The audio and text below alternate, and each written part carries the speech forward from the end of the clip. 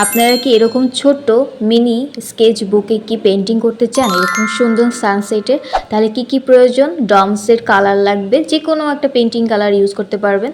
Brush লাগবে and paper tape লাগবে।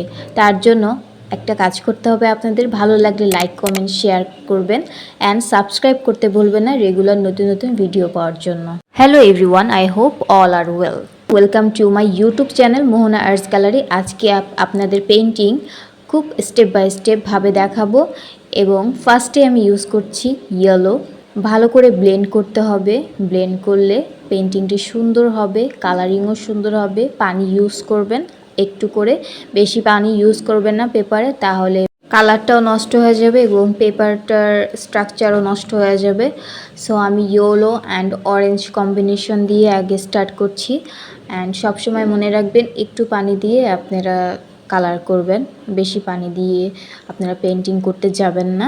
And এটা যেহেতু ড্রাই হয়ে যায় যে কোনো পেন্টিং কালার, তো আমাদের অবশ্যই পেন্টিংয়ের জন্য ওয়াটার ইউজ করতে হয়। দেন আমি রেড কালার ইউজ করছি। এখানে 3টা কালার হবে, রেড, অরেঞ্জ অ্যান্ড ইয়েলো। এই 3টা কালার দিয়ে আমি সানসেটের পেন্টিংটা করছি।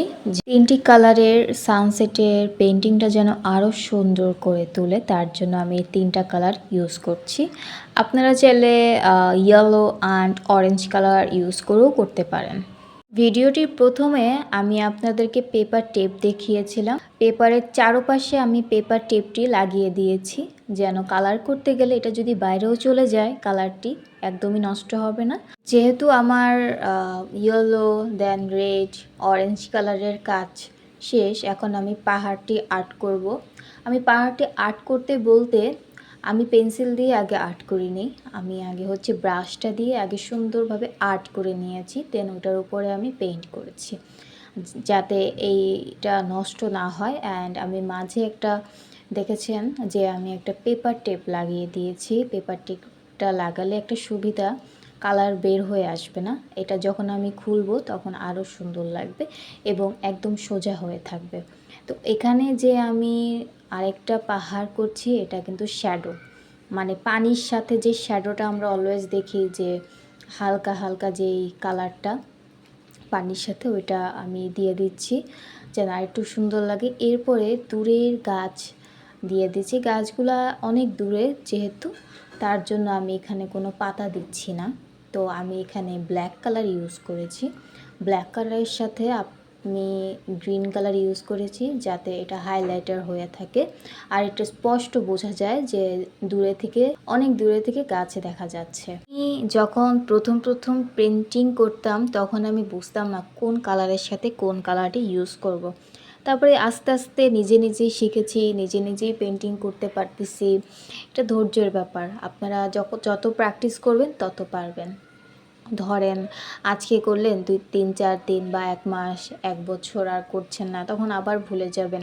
হাতের একটা এক্সপার্ট ওইটা থাকবে না। তো রেগুলার বা 4-5 দিন পর পর করবেন, একটু ভালো হবে পেন্টিংয়ের। তো আমি এখানে ঘাস দিয়ে দিচ্ছি ব্ল্যাক কালার ঘাসটা দিলে আর একটু সুন্দর লাগবে। অ্যান্ড ব্ল্যাক কালার উপরে আমি গ্রিন দিয়ে দিচ্ছি, গ্রিন কালার, তাহলে এই কালারটা আরও বেশি ফুটে উঠবে। পেন্টিং করার টাইমে একটাই প্রবলেম হচ্ছে ব্রাশ চেঞ্জ করতে হয়, আর ব্রাশ চেঞ্জ করার জন্য অনেক টাইম লেগে যায়। যেহেতু অনেক কালার থাকে, ব্ল্যাকের সাথে আমরা হচ্ছে হোয়াইট ইউজ করতে পারতেছি না, তো ব্রাশ বারবার চেঞ্জ করতে হয় বা ব্রাশ ওয়াশ করতে হয়, যার কারণে পেন্টিং করতে অনেক টাইম লাগে। যারা আমার এই ভিডিওটি ফুল দেখছেন তাদেরকে অসংখ্য ধন্যবাদ। অ্যান্ড সবসময় আমার ইউটিউব পেজের সাথে থাকবেন অ্যান্ড সাবস্ক্রাইব করতে ভুলবেন না, যেন সাবস্ক্রাইব করলে হচ্ছে আমি নতুন নতুন ভিডিও আরও আনার ট্রাই করব আপনাদের জন্য, যেন আপনারা শিখতে পারেন। আর এই ভিডিওটি আপনাদের শেখানোর জন্যই আমি করেছি। আমার কিছু লং ভিডিও আছে, আপনারা চাইলে ওই লং ভিডিও দেখতে পারেন। সময় করে আমি পেন্টিং করি, যেহেতু আমি একজন স্টুডেন্ট, আমার সম্ভব হয় না সবসময় পেন্টিং করার জন্য, তো আমি একটা সময় নিয়ে লং ভিডিওটা করছি। এখন আমি এই টেপটা উঠায় ফেলছি। এই টেপটা উঠাতে একটু প্রবলেম হয়, কিন্তু ধীরে ধীরে উঠাতে হবে, নয়তো এটা ছিঁড়ে যায়। যখন এটা ওপেন করতে গিয়েছি একটু ছিঁড়ে গিয়েছে, তো আমি ব্ল্যাক কালার দিয়ে বর্ডার দিয়ে দিয়েছি অ্যান্ড উপরে যে কালারটা ওটা দিয়ে বর্ডার করে দিয়েছি। পেন্টিংটি কেমন হয়েছে অবশ্যই জানাবেন, লাইক, কমেন্ট এবং সাবস্ক্রাইব করতে ভুলবেন না।